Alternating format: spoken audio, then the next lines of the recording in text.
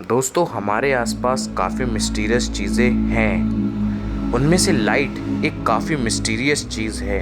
वो मिस्टीरियस इसलिए है दोस्तों क्योंकि अगर आप इसकी हिस्ट्री देखोगे तो लाइट को एक समय था जब इसे सिर्फ पार्टिकल माना जाता था, जो कि सर आइजैक न्यूटन के समय में जब इसे पूरा पार्टिकल ही माना जाता था।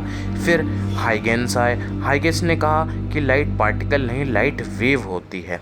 और फिर यंग डबल स्लिट एक्सपेरिमेंट में प्रूव भी किया गया कि लाइट इंटरफेरेंस और काफ़ी ज़्यादा ऐसी प्रॉपर्टीज़ दिखा रही थी जो कि सिर्फ वेव ही दिखाती है, जिससे प्रूव हो गया कि लाइट वेव है। लेकिन बाद में फोटो इलेक्ट्रिक इफेक्ट जब किया गया, जो कि सर एल्बर्ट आइंस्टाइन ने प्रपोज किया था, तो उससे ये पता चला कि लाइट वेविकल है, यानी कि वो पार्टिकल बिहेवियर भी दिखाती है और वो वेव नेचर भी दिखाती है। और लाइट इलेक्ट्रोमैग्नेटिक रेडिएशन होती है, यानी कि उसके पास इलेक्ट्रिक फील्ड और मैग्नेटिक फील्ड दोनों होती है, जो कि एक दूसरे के म्यूचुअली परपेंडिकुलर होती है। और ये वैक्यूम में 3 लाख किलोमीटर पर सेकंड से चलती है, यानी कि एक सेकंड में 3 लाख किलोमीटर 3 × 10⁵ किलोमीटर की दूरी तय करती है। वैसे अगर मीटर पर सेकंड में कहा जाए तो ये 3 × 10⁸ मीटर पर सेकंड की स्पीड से चलती है। दोस्तों न्यूटन का ये मानना था कि लाइट एक पार्टिकल कॉर्पसेल्स के नाम से, जो कॉर्पसेल्स नाम के जो पार्टिकल्स होते हैं उनसे बनी हुई होती है।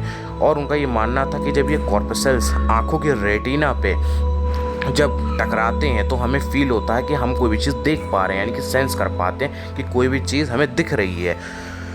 और वो अपनी इस थ्योरी से, यानी कि सर आइजैक न्यूटन अपनी इस थ्योरी से, कॉर्पसेल्स थ्योरी ऑफ लाइट से, रिफ्रैक्शन और रिफ्लेक्शन जैसे इंटरेस्टिंग टॉपिक्स को भी समझाते थे। अब रिफ्लेक्शन तो आपको पता ही होगा कि रिफ्लेक्शन क्या होता है, कि जब कोई लाइट किसी शाइनी सरफेस या ऑप्टिकल सरफेस पे स्ट्राइक करती है तो बाउंस बैक हो जाती है, इसे हम रिफ्लेक्शन कहते हैं। और रिफ्रैक्शन में दोस्तों कोई भी लाइट लो डेंसिटी से जब हायर डेंसिटी के मीडियम में मूव करती है, क्योंकि जब वो लो डेंसिटी से जब हायर डेंसिटी मूव करती है तो उसकी स्पीड कम हो जाती है। उसकी स्पीड कम होने की वजह से वो थोड़ा सा बेंड हो जाती है। लेकिन दोस्तों कुछ सवाल ऐसे थे जिनका आंसर सर आइजैक न्यूटन नहीं दे पाए, जिसके कारण उनकी ये थ्योरी फेल हो गई।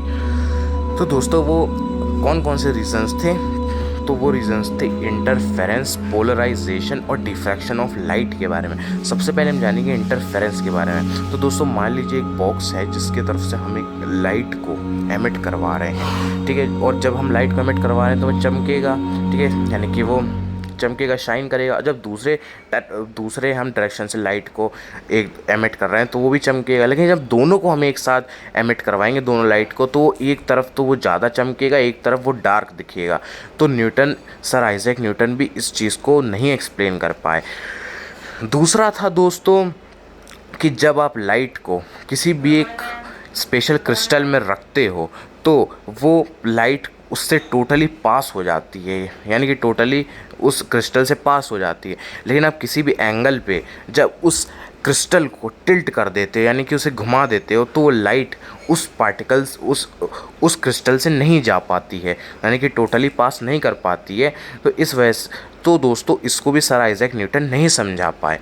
और जो दोस्तों तीसरी बात थी कि जब कोई भी कमरा जब अंधेरा होता है उसमें, और जब थोड़ा सा भी उससे खिड़की खोला जाता है तो उससे कुछ ना कुछ रोशनी आ रही होती है, और उस रोशनी के कारण वो पूरा कमरा रोशनी के कारण भर जाता है।